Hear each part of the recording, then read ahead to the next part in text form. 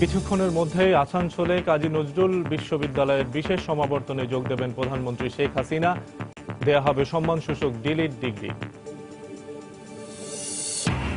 দেশের বিভিন্ন জেলায় গুলিতে নিহত 10, আইন শৃঙ্খলা রক্ষা বাহিনীর দাবি বন্দুকযুদ্ধে নিহতরা মাদক ব্যবসায়ী। রাজধানীতে র্যাবের অভিযানে আটক শতাধিক। রাসায়নিক ব্যবহারের অভিযোগে 3 বছরে রাজশাহীতে 400 কোটি টাকার আম ধ্বংস। ষড়যন্ত্রের অভিযোগ ব্যবসায়ীদের। ইথোফেনে পাকানো ফল ক্ষতিকর নয়, মত পুষ্টিবিদদের। রমজানের দ্বিতীয় সপ্তাহে রাজধানীর নিত্যপণ্যের বাজারে কিছুটা স্বস্তি। কমেছে পেঁয়াজ, আদা ও রসুনের দাম, ঊর্ধ্বমুখী চালের দর।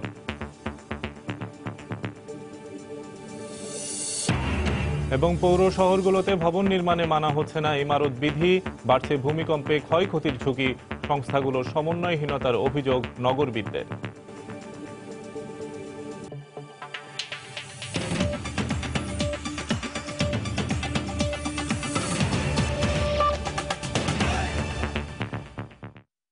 সময় সংবাদের সঙ্গে আছি আমি শফিক মোহাম্মদ। কিছুক্ষণের মধ্যে আসানসোলে কাজী নজরুল বিশ্ববিদ্যালয়ে বিশেষ সমাবর্তনে যোগ দেবেন প্রধানমন্ত্রী শেখ হাসিনা। বিশ্ববিদ্যালয়ের পক্ষ থেকে তাকে সম্মানসূচক ডিলিট ডিগ্রি দেওয়া হবে। সেখানে শিক্ষার্থীদের উদ্দেশ্যে বক্তব্য দেবেন প্রধানমন্ত্রী শেখ হাসিনা। এরপর তার সঙ্গে হোটেল তাজে পশ্চিমবঙ্গের মুখ্যমন্ত্রীর সঙ্গে বৈঠকের কথা রয়েছে। সেখানে প্রধানমন্ত্রীর সঙ্গে সৌজন্য সাক্ষাৎ করবেন পশ্চিমবঙ্গের বিধানসভার সংসদ সদস্যের একটি প্রতিনিধি দল। এর আগে শুক্রবার পশ্চিমবঙ্গের শান্তিনিকেতনে বিশ্বভারতী বিশ্ববিদ্যালয়ে ভারতের প্রধানমন্ত্রী নরেন্দ্র মোদী ও প্রধানমন্ত্রী শেখ হাসিনা উদ্বোধন করেন বাংলাদেশ ভবন। সেখানে নরেন্দ্র মোদীর সঙ্গে প্রধানমন্ত্রী শেখ হাসিনার বৈঠকও হয়।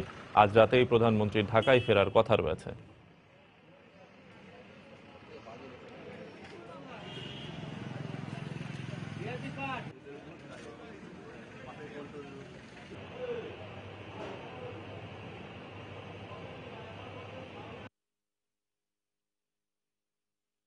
মাঝেও একইভাবে সেই কাজই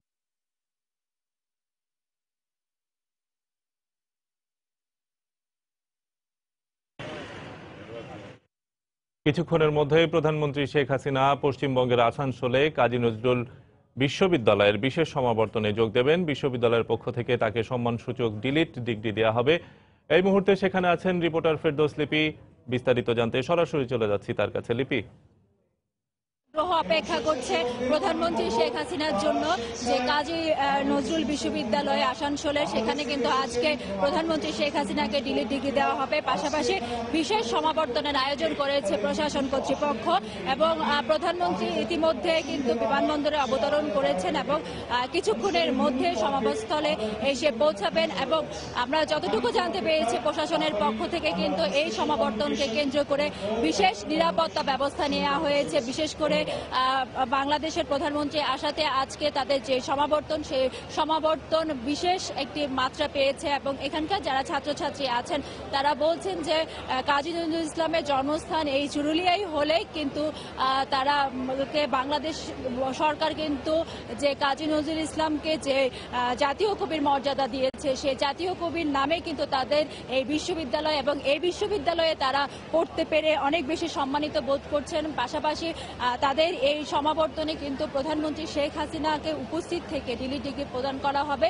এই কারণেও কিন্তু তারা আসলে গর্ব অনুভব করছেন। আপনি জানেন যে বাংলাদেশের প্রধানমন্ত্রী 2 দিনের পশ্চিমবঙ্গ সফরে এসেছেন এবং এই পশ্চিমবঙ্গ সফরে কিন্তু 2 দিনই তিনি ব্যস্ততম কর্মদিবস অতিবাহিত করছেন এবং আজকে এই সমাবর্তন শেষে কিন্তু কলকাতাতে ফিরে যাবেন। কলকাতায় মুখ্যমন্ত্রী মমতা ব্যানার্জির সাথে একটি বৈঠক অনুষ্ঠিত হওয়ার কথা রয়েছে। এর বাইরে যে নেতাজি সুভাষচন্দ্র ভবন আছে, সেই ভবন পরিদর্শন করবেন প্রধানমন্ত্রী এবং এছাড়াও যে রাজ্যসভার সদস্যরা আছেন তাদের সাথেও একটি সৌজন্য সাক্ষাৎ অনুষ্ঠিত হওয়ার কথা রয়েছে।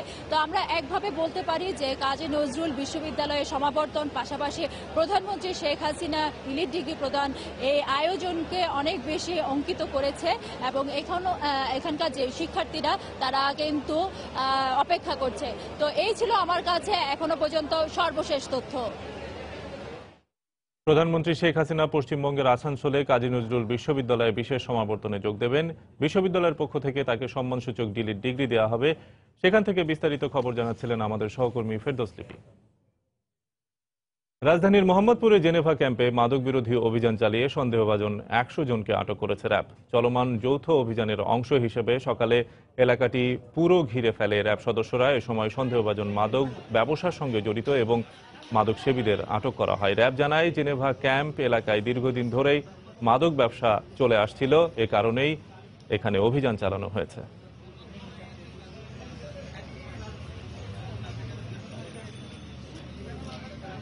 এমন অভিযান কিন্তু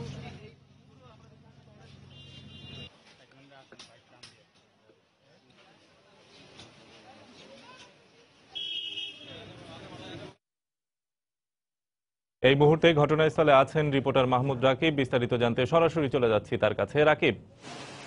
শফিক, রাজধানীর মোহাম্মদপুর জেনেভা ক্যাম্পে সকাল থেকে শুরু হওয়া মাদক বিরোধী অভিযান এখন অব্যাহত আছে এবং র্যাব কিন্তু বেশ বড় সড় আকারে আজকের এই অভিযানটি করছে। এখানে র্যাব 1, র্যাব 2, র্যাব 3 যৌথ সমন্বয় কিন্তু পুরো অভিযানটি চলছে। আপনি দেখছেন যে আমার পেছনে যদি একটু দেখাই যে র্যাবের কিন্তু এখানে আসলে যদি আমরা আপনাকে কিছু গুণে বলা যাবে না কি পরিমাণ র্যাব সদস্য কাজ করছেন। কম করে হলেও কিন্তু 5 থেকে 700 র্যাবের সদস্য এই পুরো জেনেভা ক্যাম্প এলাকাটিতে এই মুহূর্তে অভিযান করছেন এবং এখন পর্যন্ত এই অভিযানে প্রায় 120 জন মাদকাসক্ত এবং যারা মাদক ব্যবসায়ী তাদেরকে কিন্তু আটক করা হয়েছে বলে দাবি করেছে র্যাব। এবং তারা যেটি বলেছেন যে এখানে যে সবাই মাদকাসক্ত সেটি কিন্তু এখনো তারা বলছেন না। তারা বলছেন যে এদেরকে নিয়ে যাওয়া হয়েছে র্যাব 2-তে, ইতিমধ্যে 100 জনেরও বেশি।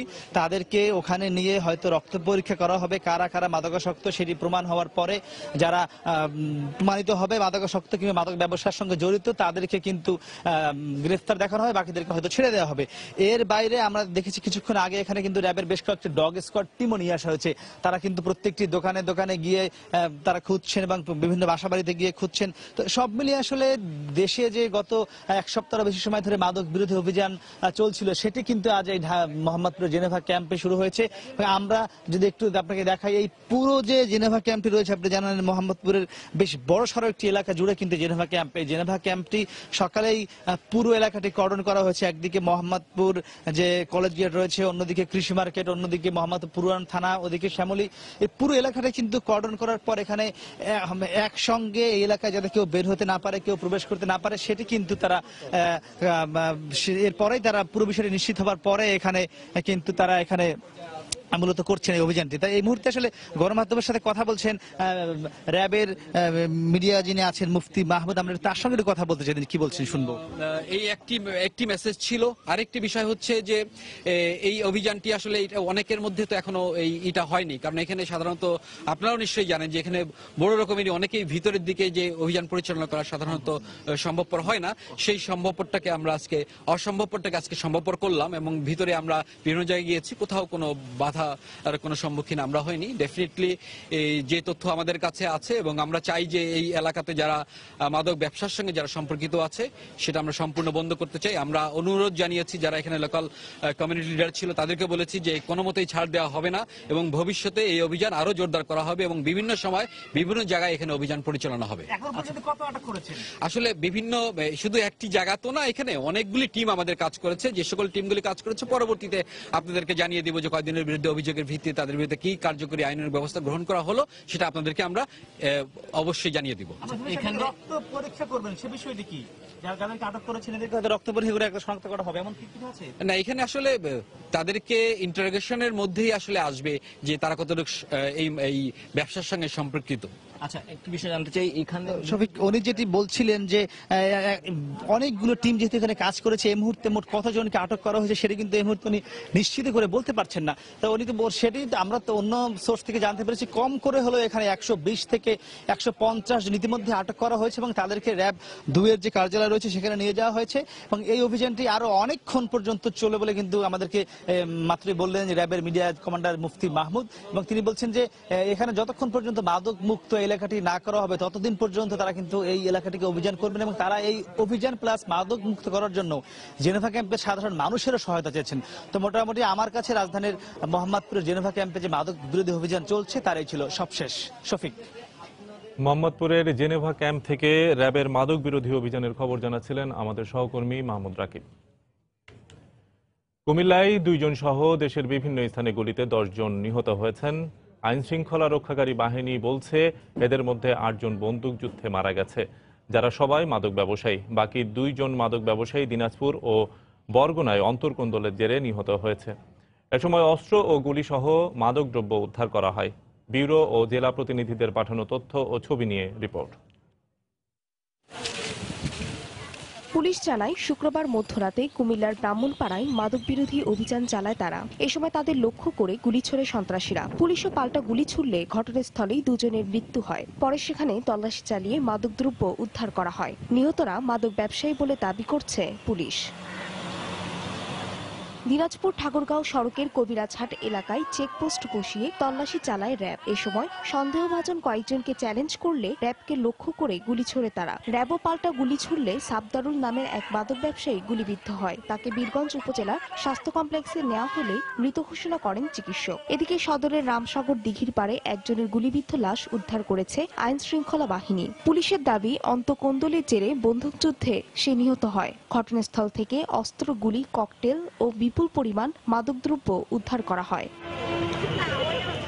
ময়মনসিংহের ঈশ্বরগঞ্জের আঠারবাড়ি এলাকায় মাদক ব্যবসায়ীরা অবস্থান করছে এমন খবরে সেখানে অভিযান চালায় ডিবি পুলিশ। এ সময় পুলিশের উপস্থিতি টের পেয়ে ইটপাটকেল সহ গুলি ছোড়ে সন্ত্রাসীরা। এতে পুলিশও পাল্টা গুলি ছুড়লে শাহজাহান নামের একজন আহত হয়। গুলিবিদ্ধ অবস্থায় ময়মনসিংহ মেডিকেলে নেওয়া হলে তাকে মৃত ঘোষণা করেন চিকিৎসক। নিহত শাহজাহানের বিরুদ্ধে 8টি মাদক মামলা রয়েছে বলে জানায় পুলিশ। এছাড়া আইন শৃঙ্খলা বাহিনীর সঙ্গে কথিত বন্দুকযুদ্ধে জয়পুরহাট, চাঁদপুর, পাবনা ও ঠাকুরগাঁওয়ে গুলিবিদ্ধ হয়ে 4 মাদক ব্যবসায়ী নিহত হয়েছে। ফাহরিয়া ফারজানা, সময় সংবাদ। ঈদে গন্তব্যে যেতে লাখ লাখ যাত্রী রেলওয়ের উপর নির্ভর করলেও পর্যাপ্ত সক্ষমতা নেই রেলের। পুরাতন এবং নষ্ট বগি মেরামতের জন্য যেমন রয়েছে বাজেট সংকট, তেমনি ট্রেন চলাচল স্বাভাবিক রাখতে ইঞ্জিনেরও ঘাটতি রয়েছে। এ অবস্থায় চট্টগ্রামের পাহাড়তলী ওয়ার্কশপে 2 মাস আগে থেকে চলছে বগি ও ইঞ্জিন মেরামতের কাজ। রেলযাত্রার আগে রেলের পরিস্থিতি নিয়ে কমলদের 2 পর্বের ধারাবাহিকের আজ দেখুন শেষ পর্ব। প্রতি বছরই ঈদ যাত্রার অগ্রিম টিকিটের জন্য লাইনে অপেক্ষা থাকা অর্ধেকের বেশি যাত্রীকে টিকিট ছাড়াই খালি হাতে ফিরতে হয়। একদিকে যেমন প্রয়োজনের তুলনায় ট্রেনের সংখ্যা কম, তেমনি চলাচলরত ট্রেনগুলোতে নেই পর্যাপ্ত বগি।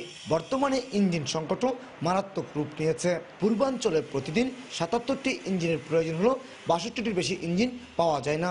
সংকটের কারণে 14 থেকে 15টি বগি দিয়েই ট্রেন চালাতে হয়। তবে ঈদের সময় যাত্রী চাপ কয়েক গুণ বেড়ে যাওয়ায় প্রয়োজন হয় অতিরিক্ত বগির, যে কারণে ঈদ যাত্রার অন্তত 2 মাস আগে থেকে চট্টগ্রামের রেলওয়ে পাহাড়তলী ওয়ার্কশপে শুরু হয়েছে বগি ও ইঞ্জিন মেরামত। এই সকল স্পেশাল ট্রেন যদি চলতে হয় তাহলে আমাদের অনেকগুলো ইঞ্জিনের প্রয়োজন। একটা ট্রেন কাজ করিয়ে যাওয়া আরেকটা ট্রেনে কানেক্টিং করতে হয়। এখন এটা ট্রাফিকের কারণে অনেক সময় ইঞ্জিনগুলো বিভিন্ন স্টেশনে দেরি হয়। যাত্রীর চাপ সামলাতে আমরা বেশ কিছু পুরানো বগি বা কোচ মেরামত করে ঈদের ট্রেনগুলোতে আমরা লাগিয়ে দেবো। পাহাড়তলী ওয়ার্কশপের দিনরাত 24 ঘন্টা চলছে বিভিন্ন সময় ক্ষতিগ্রস্ত হওয়া বগি এবং ইঞ্জিন মেরামতের কাজ।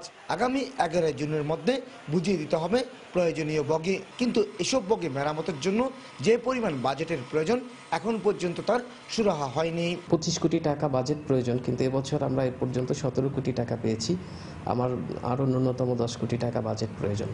এবার রেলওয়ে পূর্বাঞ্চলে 75টি বগি মেরামত করে চলাচলের উপযোগী করার জন্য লক্ষ্যমাত্রা দেওয়া হয়েছিল পাহাড়তলী ওয়ার্কশপকে। ইতিমধ্যে 35টি বগি মেরামত শেষে ইয়ার্ডে পাঠিয়ে দেওয়া হয়েছে। সমস্যার অন্ত নেই বাংলাদেশ রেলওয়ের। এমনিতে বিশাল যাত্রী চাপ সামাল দিতে পারছে না, সে সাথে বগিগুলো মেরামত করার জন্য যে পরিমাণ বাজেট দরকার সেই বাজেটে রয়েছে ঘাটতি। তারপরও স্ক্র্যাপ হয়ে যাওয়া এসব বগি মেরামত করা হচ্ছে আসন্ন ঈদে যাত্রী চাপ সামাল দিতে। চট্টগ্রামের পাহাড়তলী ওয়ার্কশপ থেকে কমল দে, সময় সংবাদ। সময় সংবাদে আরও থাকছে, গাইবান্ধায় একই জমিতে ধান ও মাছ চাষ করে লাভবান হচ্ছেন চাষিরা। মৎস্য বিভাগের সহায়তা বাড়ানোর দাবি।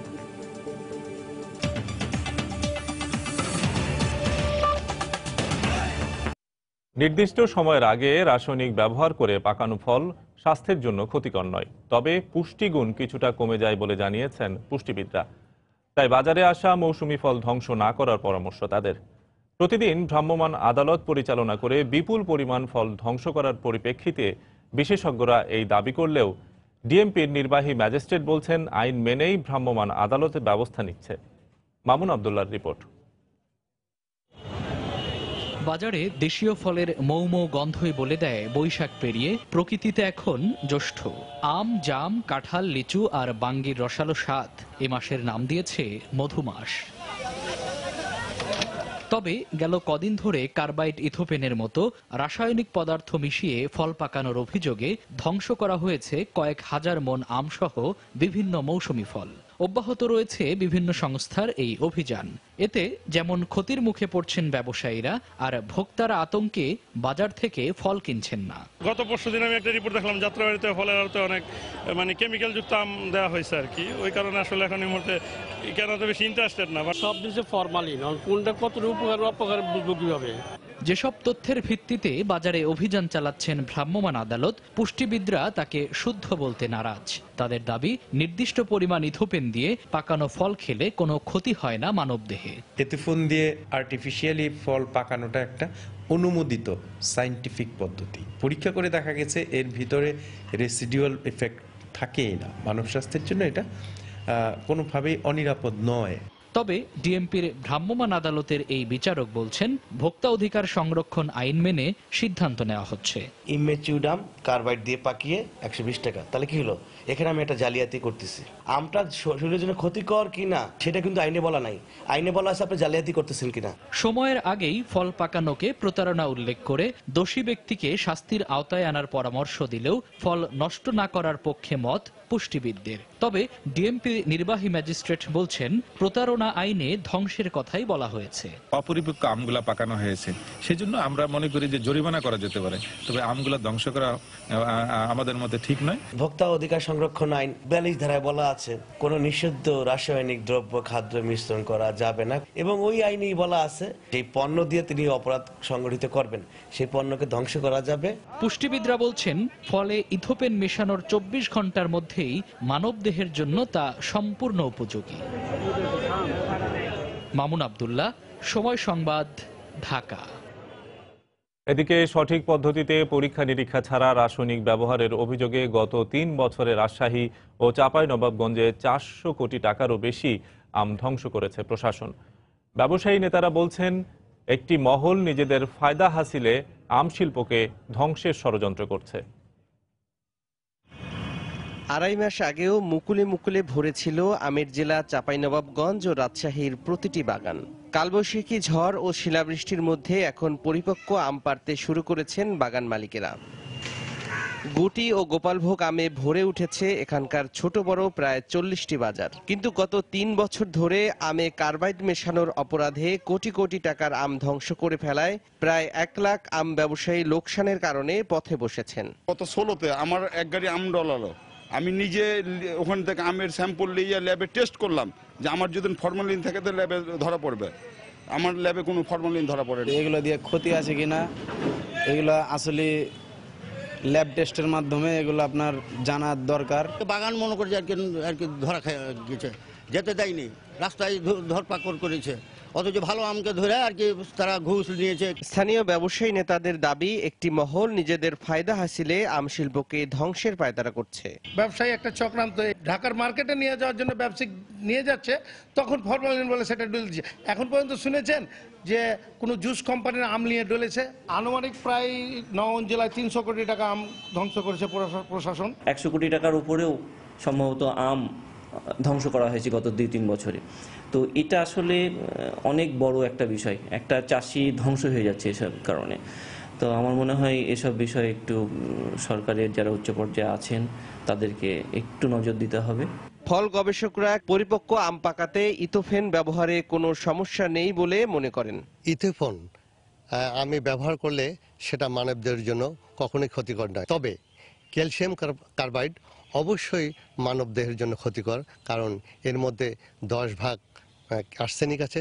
ব্যবসায়ীরা জানান, রাজশাহী ও চাঁপাইনবাবগঞ্জে আমের মৌসুমে ব্যবসা হয় প্রায় 2,500 কোটি টাকার, আর 5 লাখেরও বেশি মানুষ প্রত্যক্ষ ও পরোক্ষভাবে ব্যবসার সাথে জড়িত। সময় সংবাদ, চাঁপাইনবাবগঞ্জ। রাজধানীর বসুন্ধরা সিটির খাবারের দোকানগুলোতে ভেজাল বিরোধী অভিযান চলছে। সেখানে রয়েছেন আমাদের সহকর্মী তোহা খান তামিম। সরাসরি চলে যাচ্ছি তার কাছে। তামিম। শফিক, শহরের বলা যায় যে অন্যতম শপিং মল বসুন্ধরা সিটি, আর এই বসুন্ধরা সিটির যে ফুড কোর্ট রয়েছে সেই ফুড কোর্টে এখন জাতীয় ভোক্তা অধিকার সংরক্ষণ তারা যে নিয়মিত যে অভিযান পরিচালনা করছে রমজানের আগে থেকে আমরা দেখতে পাচ্ছি, এবং রমজানের শুরুতে এবং এখন পর্যন্ত তারা নিয়মিত যে অভিযান পরিচালনা করছে সেই অভিযানের অংশ হিসেবে কিন্তু এখানে তারা বিশেষ করে যে খাদ্যের যে দোকানগুলো রয়েছে, খাবারের যে দোকানগুলো রয়েছে, সেই খাবারের দোকানগুলিতে তারা কিন্তু অভিযান পরিচালনা করছে। তো ঠিক অভিযান কিছুক্ষণ আগে শুরু হয়েছে এবং আমরা এই মুহূর্তে একজন ভোক্তা অধিকারের কর্মকর্তার সঙ্গে কথা বলবো এবং জানার চেষ্টা করব যে এ পর্যন্ত তারা আসলে কি পেয়েছেন অভিযানে। জনাব মঞ্জুর, একটু বলবেন আমাকে যে এখন আপনারা কি বিষয় অভিযান পরিচালনা করছেন এবং আপনারা এখন পর্যন্ত আসলে কি পেয়েছেন? যে জাতীয় ভোক্তা অধিকার সংরক্ষণ অধিদপ্তর থেকে আজ আমরা বসুন্ধরা এই মার্কেটটি, এটি একটি প্রথিতযশা মার্কেট হিসেবে গণ্য হয়। তো এই মার্কেটে আমরা এসেছি, আমরা আসলে এখানে খাবারের দোকানগুলো যেটা ইফতার বিক্রি হয় সেগুলো দেখবো, একই সাথে লাগেজ পার্টির মাল এখানকার অনেক যে কসমেটিক দোকান বা অন্যগুলোতে আসে সেই বিষয়টা আমরা আজকে দেখার জন্য নির্ধারণ করেছি। তো এখানে আপনারা দেখেছেন, আমরা সবাই দেখেছি, তারা আগের দিনের বাসি যে ইফতারটা সেটা রেখে দিয়েছে। তারপর আগের দিনের বাসি যে জুসটা তৈরি করে, যেটা শিশুদের খুব প্রিয়, সেই জুসটা পর্যন্ত আগের দিনে আমরা ফ্রিজে পেয়েছি। তা আমাদের একটি কথা যে আমার দেশ যে উন্নতির দিকে যাচ্ছে, আমরা এই সমৃদ্ধ বাংলাদেশের চিন্তা করি, তাহলে জাতি হিসেবে আমার অবস্থান এখন কোথায়? এই যে জুস এবং বলছেন যে শিশু খাদ্য বা জুস যে জনপ্রিয় খুব খাবার, মজাদার খাবারগুলি তারা বলছে যে বাসি এবং পচা হিসেবে রেখে দিচ্ছে, তো তাদের বিরুদ্ধে আপনারা কি ব্যবস্থা নিচ্ছেন? আচ্ছা, আমরা এখানে আসলে আমরা আমাদের আইন অনুযায়ী প্রশাসনিক ব্যবস্থা নিচ্ছি, আমরা তাদের জরিমানা আরোপ করছি কিছু। একই সাথে আজকে আমরা বসবো, তাদেরকে আমরা আরো আজকে রমজানের 9ম দিন, আরো 21টা রোজা রয়েছে, সামনের দিনগুলোতে যেন না আসে। এখানে বসুন্ধরা কর্তৃপক্ষ আছেন, কিন্তু সিকিউরিটি অফিসার আমাদের সাথে আছেন, কিছু দোকান বন্ধ করে দিয়েছে, তিনি অবহিত করেছেন সবাইকে খোলার জন্য।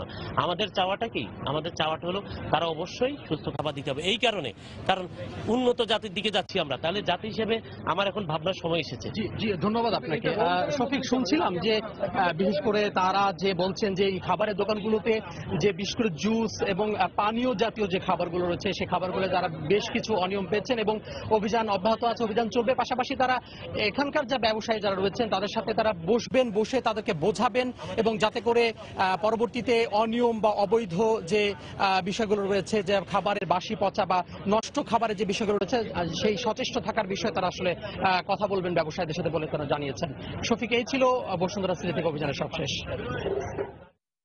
রাজধানীর বসুন্ধরা সিটির খাবারের দোকানগুলোতে ভেজাল বিরোধী অভিযান চলছে, সে বিষয়ে বিস্তারিত খবর জানাচ্ছিলেন আমাদের সহকর্মী তোহা খান তামিম। সময় সংবাদে আরো থাকছে। এই সামনে রেখে নান্দনিক ডিজাইনের পোশাকে সেজেছে দেশীয় বুটিক হাউসগুলো, দাম নিয়ে ক্রেতাদের অসন্তোষ।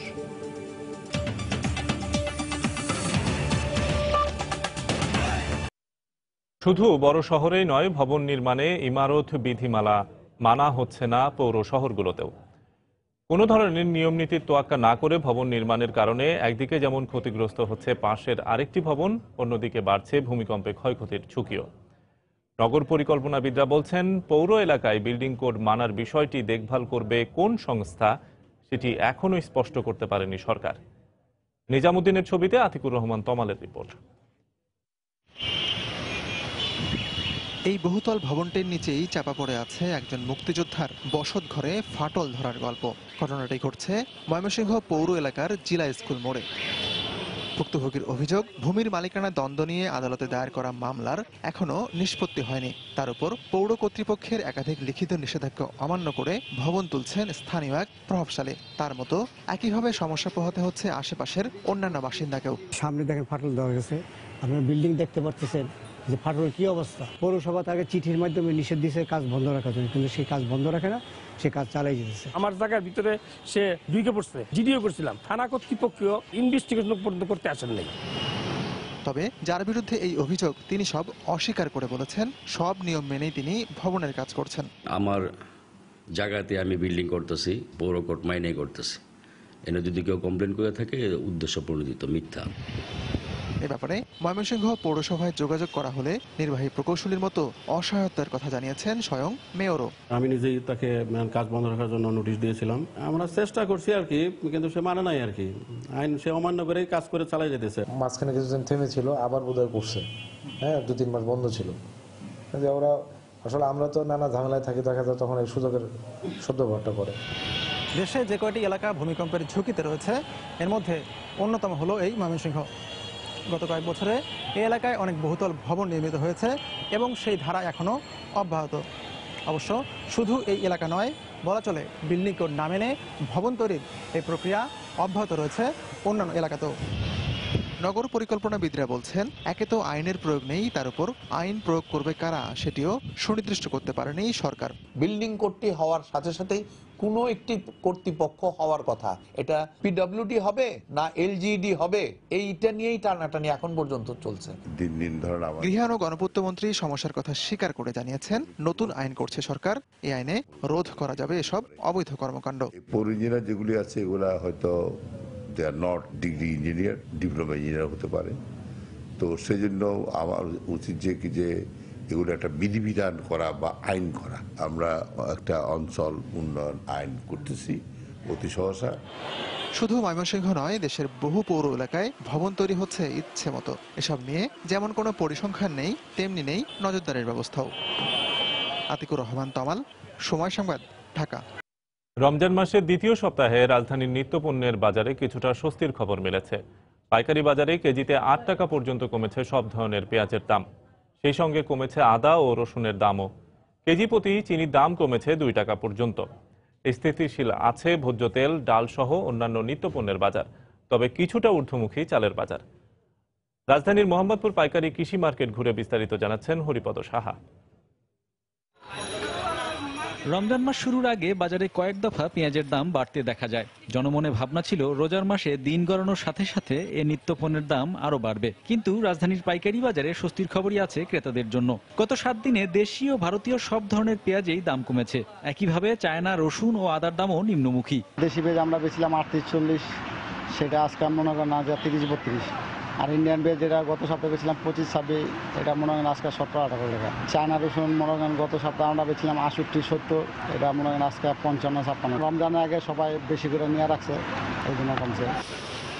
পাইকারি বাজারে প্রতি কেজি দেশি মসুর ডালের দাম 80 টাকা। আমদানি করা মসুর বিক্রি হচ্ছে মানভেদে 52 থেকে 85 টাকা কেজিতে। প্রকারভেদে মুগ ডালের কেজি 90 থেকে 120 টাকা। প্রতি কেজি খোলা সয়াবিন বিক্রি হচ্ছে 88 টাকায় এবং পাম অয়েলের কেজি 72 টাকা। স্থিতিশীল আটা, ময়দা ও সব ধরনের মশলার দামও। ডালের ভিতরে অ্যাঙ্কার ডালটার দাম একটু কমছে, চিনির দাম কেজিতে 2 টাকা কমে গেছে, সয়াবিন তেল এগুলো আগের মতোই আছে।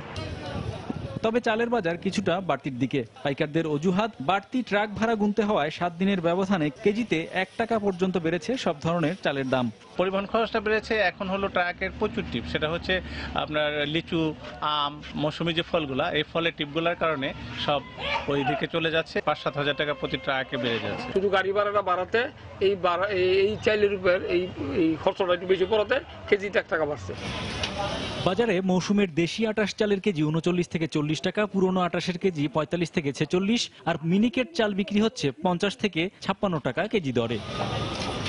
হরিপদ সাহা, সময় সংবাদ, ঢাকা। বিদেশি পোশাকের সঙ্গে পাল্লা দিয়ে নিজস্ব স্বকীয়তায় ঈদের বাজারে স্থান করে নিয়েছে দেশীয় ফ্যাশন হাউসগুলো। ক্রেতা আকর্ষণে বিদেশি ধারার সঙ্গে দেশীয় ঐতিহ্যের মিশেলে নান্দনিক ডিজাইনের পোশাকে সেজেছে ছোট বড় বুটিক হাউস। গরমের কথা মাথায় রেখে সুতি কাপড়ের এসব পোশাকে রঙের রয়েছে উজ্জ্বলতাও, তবে দাম নিয়ে ক্রেতাদের মধ্যে রয়েছে কিছুটা অসন্তোষ। হাজিরা শিউলির রিপোর্ট। বাহ্যিক চাকচিক্য ও অবাধ আমদানির কারণে গেল কয়েক বছরে ঈদের বাজারে ভারতীয় পোশাকের আধিপত্য চলছে। তবে এর মধ্যেই প্রতিযোগিতা করছে দেশীয় বিভিন্ন ব্র্যান্ড। ক্রেতা আকর্ষণে দেশীয় ঐতিহ্যের সাথে হাল আমলের ফ্যাশনের সমন্বয় করে এবার পোশাক এনেছে বিভিন্ন বুটিক হাউস। ঈদে নিজের ও প্রিয়জনের জন্য পছন্দের পোশাক কিনতে এসব ফ্যাশন হাউসে ভিড় বেড়েছে ক্রেতাদের। ইন্ডিয়া থেকে এনে যে জিনিসটা বিক্রি করে প্রাইজের তুলনায় হয়তো বা তাদের এটা একটু চাকচিক্যতা বেশি। ইদানিংকাল ওদের থেকেও আমাদের ডিজাইনগুলো অনেক বেশি শৈল্পিকতা, অনেক বেশি নান্দনিকতা আসছে। দেশীয় প্রোডাক্টের সাথে বিদেশি প্রোডাক্ট যেগুলো, ওগুলো মিক্স করে নতুন ডিজাইন করা হচ্ছে, সেই কারণে আবার কাস্টমারের আগ্রহ এদিকে আসছে। বুটিক্সগুলো এখন অনেক ফ্যাশনেবল এবং অনেক রুচিশীল ড্রেস হয়েছে, সব দিক দিয়ে কমফোর্টেবল। গরম ও বৃষ্টিকে বিবেচনায় নিয়ে সুতি, লিলেন, ভিসকস ও সিল্ক কাপড়ে তৈরি করা হয়েছে সালোয়ার কামিজ, শাড়ি, পাঞ্জাবি ও কুর্তি। বিভিন্ন মোটিফে স্ক্রিন প্রিন্ট, কারচুপি, এমব্রয়ডারি ও নিখুঁত হাতের কাজে রয়েছে বৈচিত্র্য। আমাদের এবার শাড়ি, সালোয়ার কামিজ সবকিছুতেই বৈচিত্র্য আসছে। কটনের উপর হাতের কাজ, ব্লক বাটিকটা ভালো যাচ্ছে। 3 পিস হচ্ছে আপনার 1790 থেকে 9990, শাড়ি হচ্ছে 890 থেকে আপনার 17990। ক্রেতারা বলছেন হিন্দি সিরিয়াল দেখে কেউ কেউ ভারতীয় পোশাকের দিকে ঝুঁকলেও পরতে আরামদায়ক ও মান ভালো হওয়ায় দেশীয় বুটিক্সের পোশাকই তাদের বেশি পছন্দ। বিভিন্ন সিরিয়ালের নামে বিভিন্ন ড্রেস, এগুলো আসলে কিছুটা ক্রেজ। দেশীয় বুটিক্সের কাপড়গুলো যে সুতি টাইপের, এটা আমার কাছে বেশি ভালো লাগে। আমাদের দেশের জিনিসগুলো আমাদের দেশের ওয়েদারের সাথে কমফোর্টেবল। দাম কিছুটা কমানো হলে দেশীয় পোশাকের কদর আরো বাড়ত বলে মনে করেন তারা। আগে ৩-৪ হাজার টাকার মাঝখানে মোটামুটি ভালো একটা ড্রেস কিনতে পারতাম, এখন দেখা যাচ্ছে বাজারটা আরেকটু বাড়াতে হচ্ছে। দাম হচ্ছে গতবার একটু বেশি মনে হচ্ছে। দেশীয় পোশাকের বাজার সুরক্ষায় উৎসবের সময় অবৈধভাবে পোশাক আমদানি বন্ধে কার্যকর পদক্ষেপ নেওয়ার দাবি বিক্রেতাদের। হাজিরা শিউলি, সময় সংবাদ, ঢাকা। ভারতের বিরুদ্ধে অপপ্রচার চালিয়ে বিএনপি জনমনে বিভ্রান্তি তৈরির চেষ্টা করছে বলে মন্তব্য করেছেন খাদ্যমন্ত্রী অ্যাডভোকেট কামরুল ইসলাম। সকালে রাজধানীর ঢাকা রিপোর্টার্স ইউনিটিতে এক আলোচনা সভায় তিনি কথা বলেন। একই সভায় আওয়ামী লীগের প্রচার ও প্রকাশনা সম্পাদক হাসান মাহমুদ বলেন, বিএনপির মুখে তিস্তা চুক্তি নিয়ে কথা মানায় না। ভারতের সঙ্গে অন্যান্য সমস্যার মতো বর্তমান সরকারই তিস্তা সমস্যারও সমাধান করবে। এই অশুভ শক্তি, এই অপশক্তি, বিএনপি, জামাত, এদেরও একটা স্বভাব দাঁড়িয়েছে ভারতের বিরুদ্ধে বিদ্বেষ সৃষ্টি করা, ভারতের বিরুদ্ধে অপপ্রচার চালানো। ভারত আমাদের বন্ধু, এটা তাদের সহ্য হয় না। ভারতের বিরুদ্ধে বিভিন্ন কথাবার্তা বলে জনমনে একটা বিতৃষ্ণা সৃষ্টি করা, বিদ্বেষ সৃষ্টি করার পায় তারা। এটা ওই পাকিস্তানি শাসকদের মতোই তাদের স্বভাবজাত। খালেদা জিয়া দিল্লিতে গিয়ে তিনি গঙ্গার পানির কথা বলতে ভুলেই গিয়েছিলেন। যাদের চেয়ারপারসন দিল্লিতে গিয়ে গঙ্গার পানির কথা ভুলে যান, তাদের নেতারা আবার না তিস্তার পানি নিয়ে কথা বলেন। আপনাদের সেই কথা বলার অধিকার নাই। শেখ হাসিনার নেতৃত্বে যেভাবে সীমান্ত সমস্যার সমাধান হয়েছে, ঠিক একইভাবে তিস্তার পানি সমস্যার সমাধানও যথাসময়ে হবে। সাতক্ষীরায় এক গৃহবধূকে শ্বাসরোধ করে হত্যার অভিযোগ উঠেছে। নিহতের স্বামীর দাবি, চোর দলের সদস্যরা চুরি করতে এসে তাকে হত্যা করেছে। নিহতের স্বামী আজিজ সর্দার জানান, গতরাতে শ্যামনগর উপজেলার নাগবাটি গ্রামে একটি মসজিদে তারাবির নামাজ পড়তে যান তিনি। এ সময় বাড়ির ছাদ দিয়ে কয়েকজন চোর ঘরে ঢুকে তার স্ত্রী জেবুন্নেসাকে শ্বাসরোধ করে হত্যা করে। পরে তার 2টি মোবাইল এবং স্বর্ণালংকার লুট করে নিয়ে যায়। খবর পেয়ে নিহতের লাশ উদ্ধার করে সদর হাসপাতাল মর্গে পাঠায় পুলিশ। ঘটনার রহস্য উদ্ঘাটনে তদন্ত চলছে বলে জানিয়েছে পুলিশ। এ পর্যায়ে শীর্ষ সংবাদ জানিয়ে দিচ্ছে আরেকবার।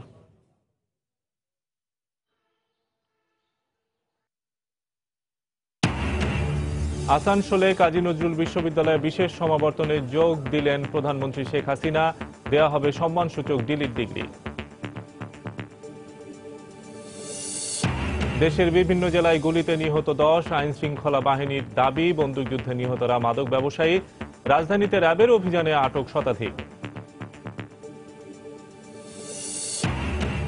রাসায়নিক ব্যবহারের অভিযোগে 3 বছরে রাজশাহীতে 400 কোটি টাকার আম ধ্বংস, ষড়যন্ত্রের অভিযোগ ব্যবসায়ীদের। ইথোপেনে পাকানো ফল ক্ষতিকর নয়, মত পুষ্টিবিদদের। রমজানের দ্বিতীয় সপ্তাহে রাজধানীর নিত্যপণ্যের বাজারে কিছুটা স্বস্তি, কমেছে পেঁয়াজ, আদা ও রসুনের দাম, ঊর্ধ্বমুখী চালের দর। এবং পৌর শহরগুলোতে ভবন নির্মাণে মানা হচ্ছে না ইমারত বিধি, বাড়ছে ভূমিকম্পে ক্ষয়ক্ষতির ঝুঁকি, সংস্থাগুলোর সমন্বয়হীনতার অভিযোগ নগরবিদদের। এই ছিল এখনকার মতো। যে কোনো খবর পেতে ভিজিট করুন সময়নিউজ.tv। যে কোনো বাংলা লিঙ্ক ও রবি নম্বর থেকে সময় সংবাদের খবর, অনুষ্ঠান সম্পর্কে জানতে এবং যে কোনো তথ্য সময় সংবাদকে জানাতে ডায়াল করুন 16242 নম্বরে। এছাড়া এইমাত্র পাওয়া খবর আপনার মোবাইলে পেতে SMS করুন *BN লিখে পাঠিয়ে দিন 16242 নম্বরে। সঙ্গে থাকুন সময়।